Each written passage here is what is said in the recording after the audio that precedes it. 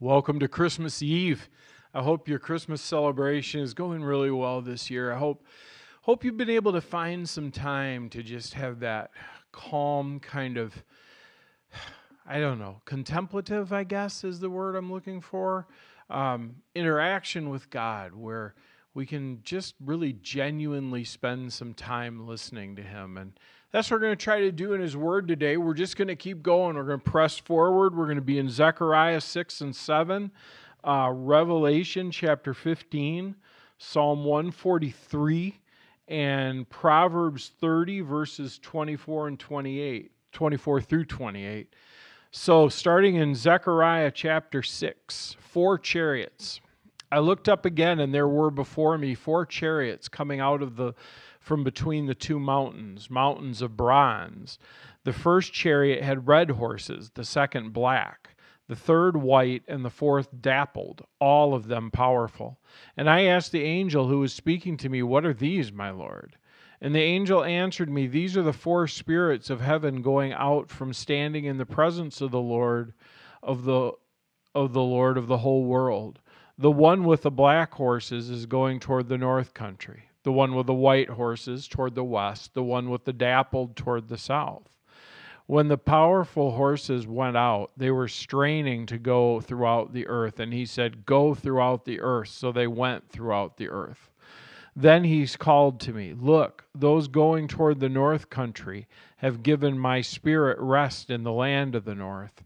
The word of the Lord came to me, "Take silver and gold from the exiles, Heldai, Tobijah, and Jedediah, who have arrived in Babylon. Go the same day to the house of Josiah, the son of Zephaniah. Take the silver and gold and make a crown, and set it on the head of the high priest, Joshua, son of Jehozadak.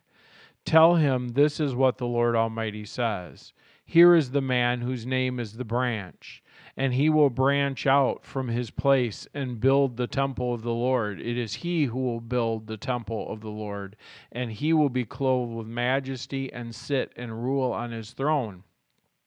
And he will be a priest on his throne, and there will be harmony between the two. The crown will be given to Heldai, Tobijah, Jedediah, and Hen, son of Zephaniah, as a memorial in the temple of the Lord. Those who are far away will come and help build the temple of the Lord, and you will know that the Lord Almighty has sent me to you. This will happen if you diligently obey the Lord your God. In the 4th year of King Darius, the word of the Lord came to Zechariah on the 4th day of the 9th month, the month of Kislev. The people of Bethel had sent Sherezer and Regem-melech together with their men to entreaty the Lord, asking the priest of the house of the Lord Almighty and the prophets, "Should I mourn and fast in the fifth month, as I have done for so many years?" And then the word of the Lord Almighty came to me. "Ask all the people of the land and the priests, when you fasted and mourned in the 5th and 7th months for the past 70 years, was it really for me that you fasted? And when you were eating and drinking, were you not just feasting for yourselves? Are these not the words of the Lord proclaimed through the earlier prophets, when Jerusalem and its surrounding towns were at rest and prosperous, and the Negev and the western foothills were settled?" And the word of the Lord came to Zechariah. "This is what the Lord Almighty says. Administer true justice, show mercy and compassion to one another. Do not oppress the widow or the fatherless, the alien or the poor. In your hearts do not think evil of each other." But they refused to pay attention. Stubbornly they turned their backs and stopped up their ears. They made their hearts as hard as flint and would not listen to the law or the words that the Lord Almighty had sent by His Spirit through the earlier prophets. So the Lord Almighty was very angry. When I called, they did not listen. So when they called, I would not listen, says the Lord Almighty. I scattered them with a whirlwind among all the nations where they were strangers. The land was left so desolate behind them that no one could come or go. This is how they made the pleasant land desolate.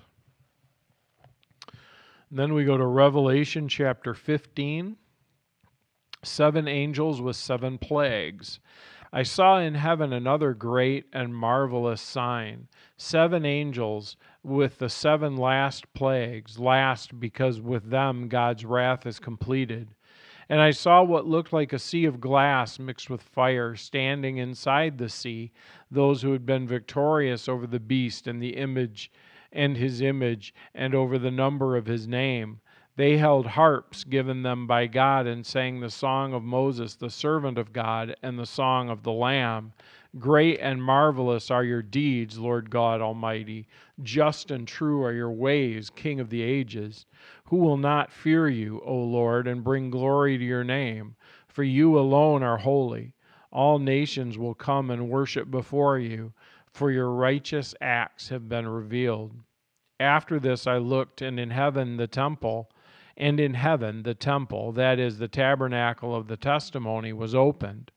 Out of the temple came 7 angels with 7 plagues.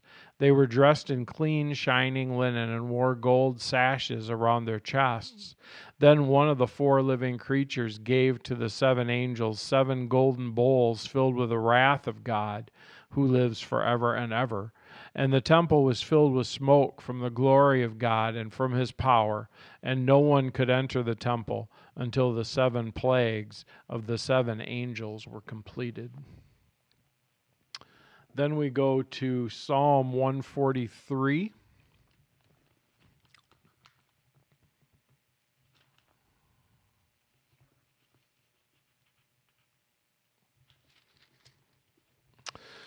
O Lord, hear my prayer. Listen to my cry for mercy. In your faithfulness and righteousness come to my relief. Do not bring your servant into judgment, for no one living is righteous before you. The enemy pursues me. He crushes me to the ground. He makes me dwell in darkness like the long dead. So my spirit grows faint within me. My heart cries within me and is dismayed. I remember the days of long ago. I meditate on all your works and consider what your hands have done. I spread out my hands to you. My soul thirsts for you like parched land. Answer me quickly, O Lord, for my spirit fails. Do not hide your face from me, or I will be like those who go down to the pit. Let the morning bring me word of your unfailing love, for I have put my trust in you. Show me the way I should go, for to you I lift up my soul. Rescue me from my enemies, O Lord, for I hide myself in you. Teach me to do your will, for you are my God. May your good spirit lead me on level ground. For your name's sake, O Lord, preserve my life in your righteousness. Bring me out of trouble. In your unfailing love, silence my enemies.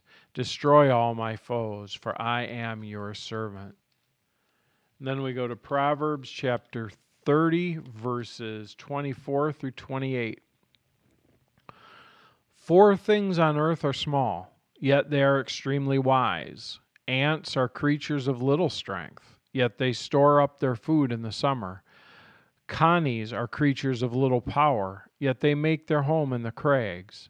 Locusts have no king, yet they advance together in ranks.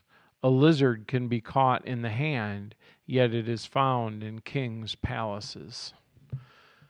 So today is Christmas Eve. Christmas, I love Christmas. I love all of the stuff of it.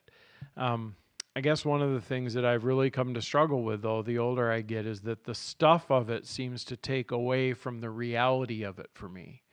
And so I've tried over the years. This year was, I don't know, I guess kind of successful, kind of not. I feel like I'm in a little bit of a weird place, but I've tried over the years to have quiet as part of my Advent season, and to be able to pause enough to just listen and hear what God is saying to me. Like I said, honestly, this year, I'm not so sure I've been successful at that. I have been some other years, but I don't know, maybe not so much this year. And the reality is that's exactly why Jesus came, so that we didn't have to have the pressure. so that we didn't have to have it right, so that we could come to him just as we are. And so I'd like to do that today. Father, thank you that you have given us this season. Thank you that it's Advent, that you're with us and you love us. In Jesus' name, amen.